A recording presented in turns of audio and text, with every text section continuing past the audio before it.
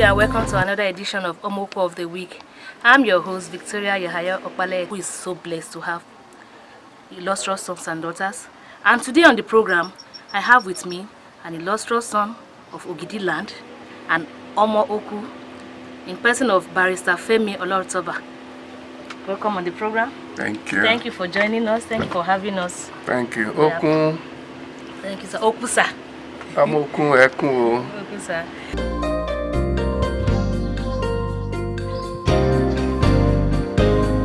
So please, can you tell us who is Barrister Femi Oloruntoba? Barrister Femi Oloruntoba was born 61 years ago in Ogidi. I was born to Mr. and Mrs. James Oloruntoba of Ogidi. My mother Mary Oloruntoba, both of blessed memory. That is who I am. What was your childhood experience like? Well, quite interesting. I was born, like I said, to my parents who were farmers. And the story was that as a young boy, I was quite very humble and quiet looking. But I had a characteristic, I cry on little things. I remember that when I was to start the primary school in 1967 or before then, while my father would be going to the farm, I would still run after him instead of going to school. I guess maybe that was a matter of affinity between me and my father then, but he also want to think that it was a lack of understanding. Because why I say it was lack of understanding is that when eventually I got ready to go to school, as my testimony will go later, God really endowed me in all through my school experience. And also, I wouldn't want to forget that, as children in those days, thank God for our immunity. I remember that at age 6 or 7, I had a sore on my right leg. If I show you how the diameter still looks like today, you'll be shocked that this sore was 53 or 54 years ago when I was just age 7. But for God's mercy, I was able to overcome. And here I am today by His grace, clocking 61. Have clocked 61 and making it to 62 by His grace.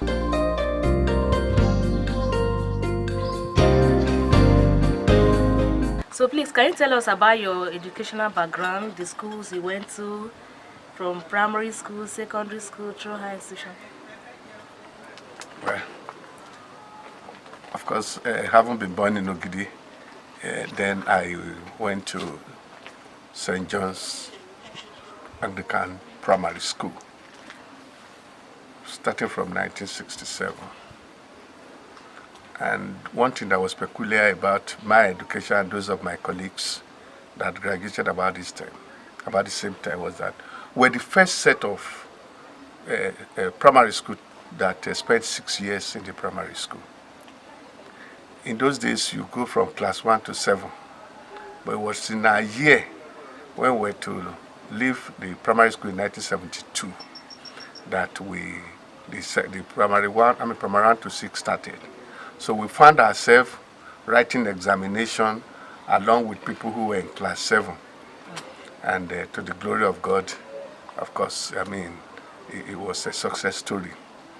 So I left St. John's Primary School in 1972, December, and by January 1973, I started at St. Augustine's College, Kaba. Again, I need to say that we're the first set of people also that spent only 6 months in the class, because by September 1973, we were already, in Form, we were preparing, or we were already going to Form 2. That period was unique in the sense that that was when they changed the school calendar from January to December to September to July, which I think is the running school calendar now. I was in St. Augustine's College from 1973 to 1977, and by His grace, it was a success story too. Then I left for State College of Technology. Then that was the school that everybody from Kwara, Kogi now, and all to will want to attend. I did my higher school where I made it in good colors. I mean, good grades also, or what do you say, flying colors. And one side of my story, which I actually need to emphasize, was that career guidance was not so common then, because you'll be shocked that with all the grades that I made in my high school, I had wanted to go and read BSc Geography. And what was my passion? I wanted to come back to come and teach geography. But something happened along the line. In those days, you finish your higher school around March, and there'll be a gap of like 3 months for you to go and do what we call holiday jobs. So I picked a teaching job in Egbe Teachers College then, from about April to July. And by September, when the schools or the universities wanted to resume, because I've got admission at the University of Ibadan to go and read BSc Geography, I had a friend, Funsho Fayomi, we were very close, and we did the higher school together. So he now said, like I said, career casting was not so common. We later reasoned together and said, look, why do you want to go and do BSc Geography with all the grades you made in Kwara State College of Technology? And that was how I changed my mind, that I was not going to go to University of Ibadan again to go and read BSc Geography. And we waited for 1 year teaching. Yes. He was teaching in Ajawa in the Ondo State, and I was teaching in Ikaram in Ondo State. So at the end of the whole of 1 year, we had pre-jam formed together, and we're the first set of students to be admitted in the University of Lagos to read law in 1980. So we actually resumed to read law in the University of Lagos in 1980. I think that's quite important, because it changed the whole career opportunity for me. And I must say that experience I have not regretted at all. Wow. This is a wonderful story. Yeah. Stories of, is it fortune or luck smiling on you? Because right from primary school, we were the first set to stop at primary 6, getting to secondary school just 6 months in Form 1. Yeah, that's true.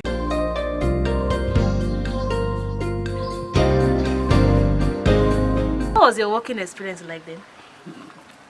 Again, it's interesting. In the University of Lagos, I was lucky in the law faculty. Apart from the grace of God, I made the second class upper division. In the Nigerian law school, I made a second class upper division. So I was like, oh, let me go and teach law. But as I was doing NYC between 1984 and 1985, circumstance changed my destiny. What happened? When we did our, to call it chambers attachment, I was lucky to be posted to one humble gentleman, the late Wande Obatusin, a very nice person, but unfortunately he died many years ago. So he was so loving, and he had all the interest in me. So when I finished my NYC in 1985 July, he didn't allow me to stay a day when he offered me a job as his junior in chambers. And so he encouraged me that, look, that was a better thing to do than to go and teach in the university. So I started my legal career with him at Wandeoba to Co. I did my pupillage for about 4 years.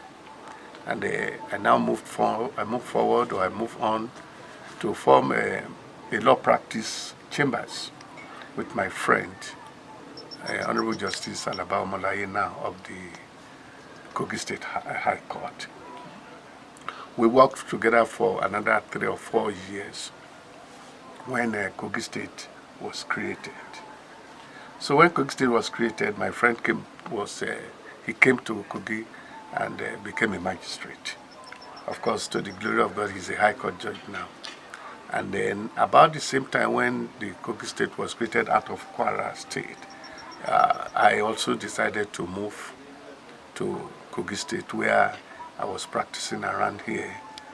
But by 1995, I took a decision to join government. And that was how I found myself in the employment of National Drug Law Enforcement Agency, where I spent 25 years. I rose to be a director and also the chief of staff to the chairman, chief executive, where I retired in June 2020 when I was 60 years. Wow. So it's been quite interesting, especially my years in the National Drug Law Enforcement Agency, because those days, of the years I spent in NDLA, I spent almost 20 years in the directorate cadre. Oh. Yes. First, as Director of Prosecution and Legal Services for about 15 years. I was there. And then I was Director, also in the office of the Chairman. And then, of course, like I said, I eventually retired as Chief of Staff to the Chairman.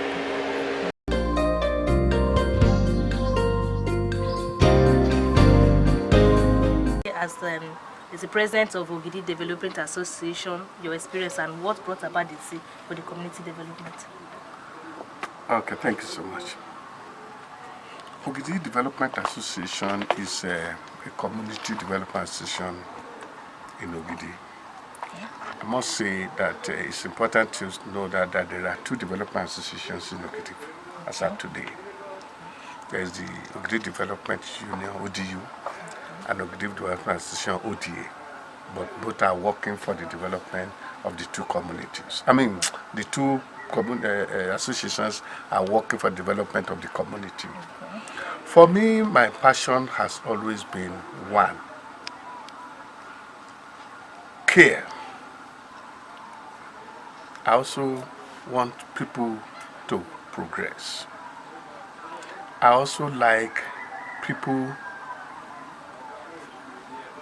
to, let me say, I like community that is growing and where life is easy.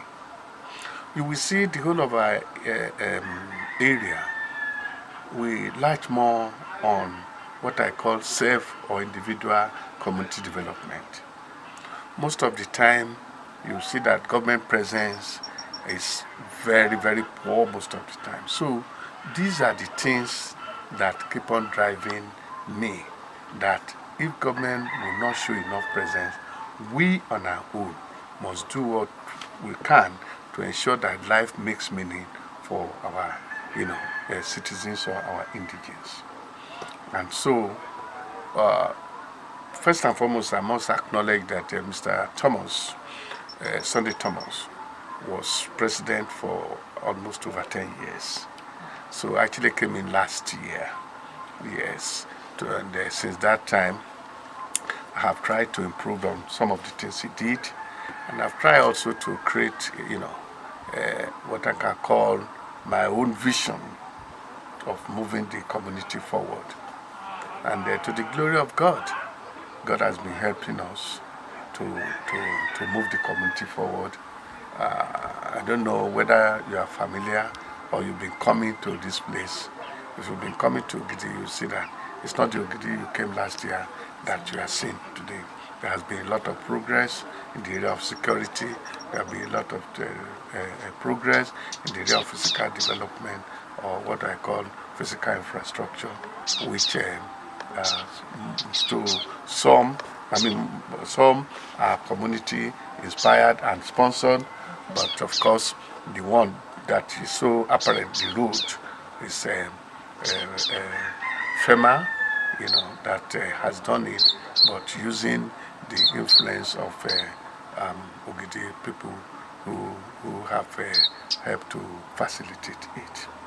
So I'm grateful for all the hands that are lifting up my two hands so that I can continue to do the little I can do.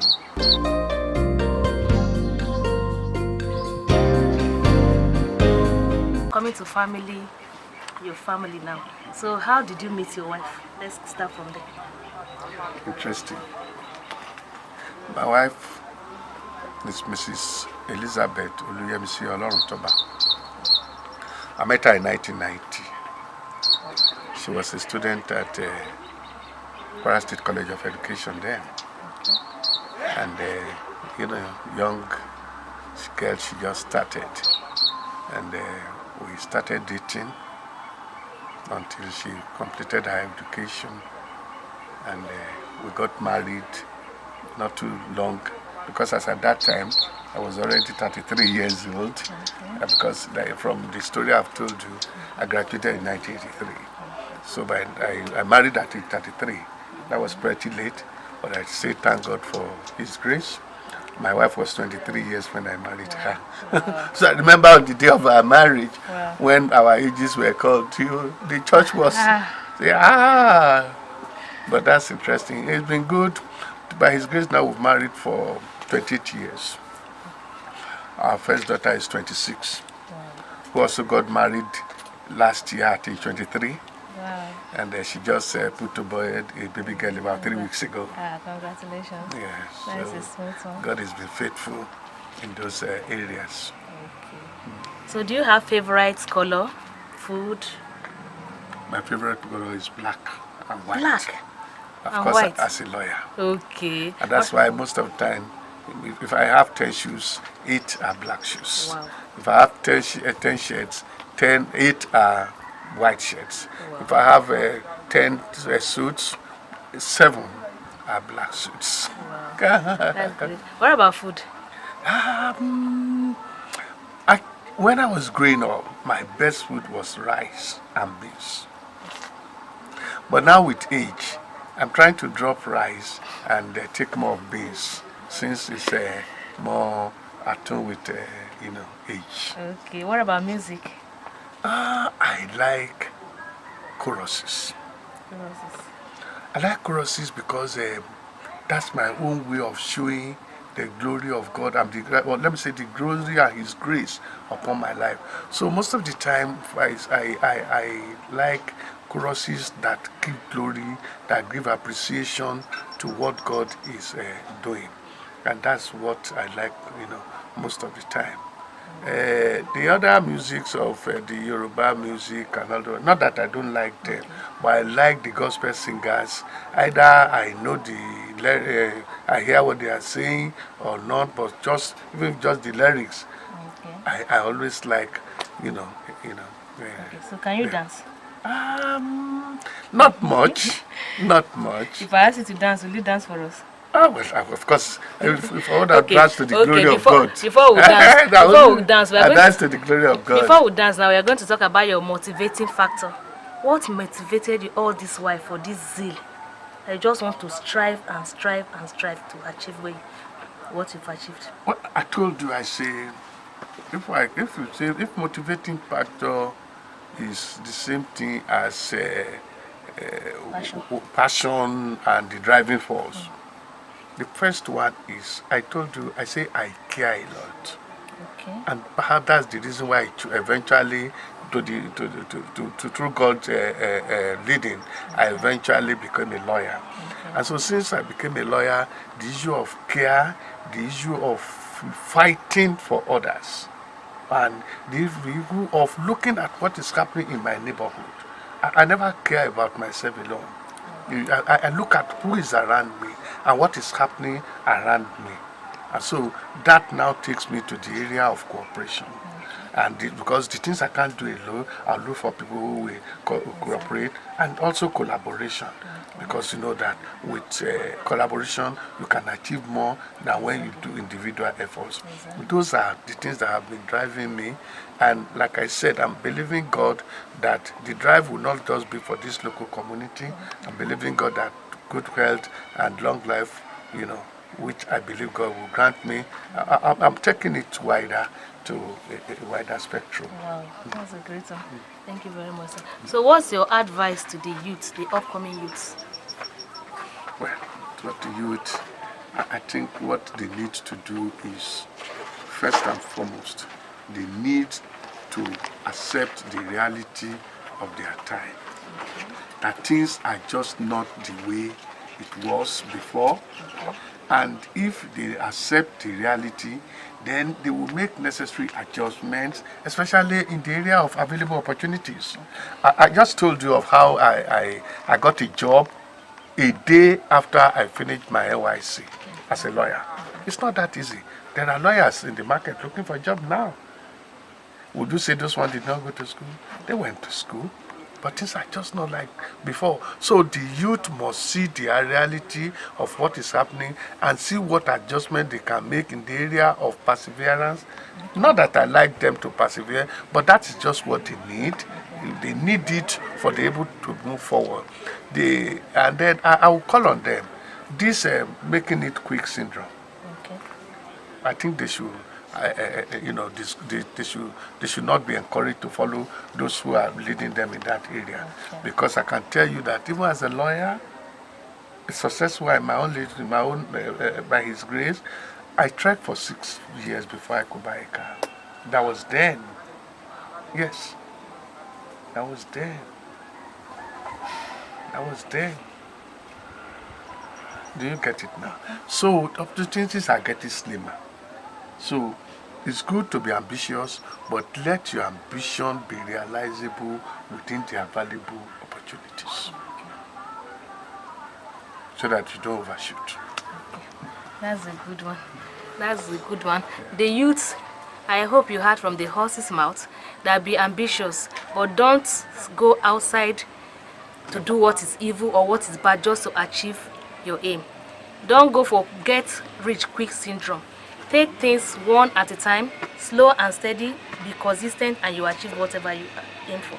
So I've been speaking with Barrister Femi Oloruntoba, the president of Gidi Development Association. Thank you for joining us on the program. Thank you. We appreciate it. I've been your host, Victoria Yahaya Okpale. Thank you for watching. God bless you. Your Majesty, Your Excellency, Kábíyèsí, ìwọ ló kó gbogbo ayé kábíyèsí, ọba tó ní orí ìbàdàn kábíyèsí, ẹ bá ń ṣe kábíyèsí o.